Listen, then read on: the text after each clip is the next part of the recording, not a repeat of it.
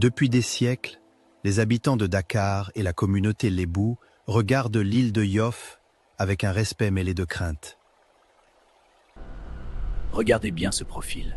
Ce n'est pas un relief naturel, c'est l'ossature parfaite d'un superprédateur en stade. Ces bassins d'eau stagnante?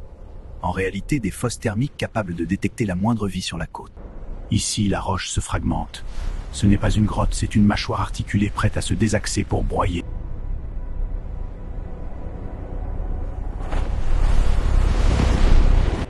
Et ces collines à l'arrière?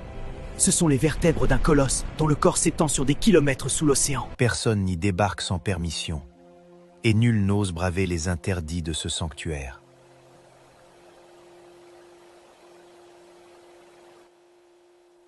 Sous peine de voir l'île s'éloigner brusquement, ou les eaux s'agiter violemment autour de soi.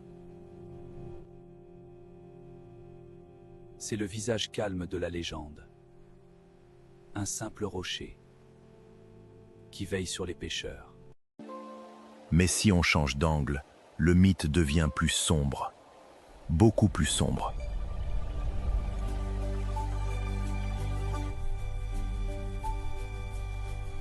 Pourquoi l'île semble-t-elle changer de forme et de silhouette selon la lumière du jour?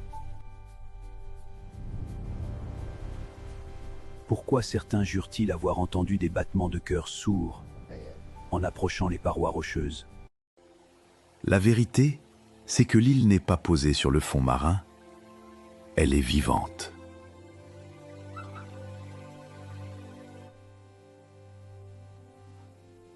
Les rochers que nous prenions pour des sédiments sont en réalité des écailles millénaires.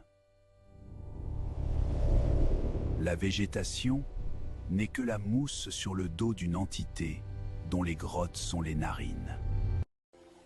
La vérité, c'est que l'île n'est pas posée sur le fond marin, elle est vivante.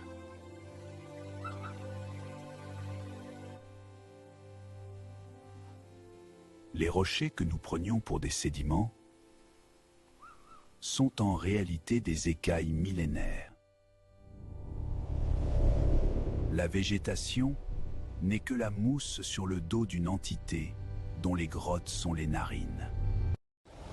Aujourd'hui, la légende urbaine raconte que l'équilibre est rompu. Le cycle se termine.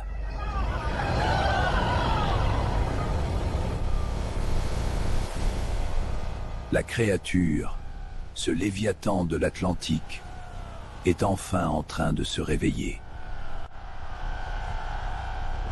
Ces bassins d'eau sont des yeux qui s'entr'ouvrent. Ces collines, sa colonne vertébrale qui se déploie. Imaginez la scène. Un matin, l'île entière se soulève dans un bouillonnement d'écume.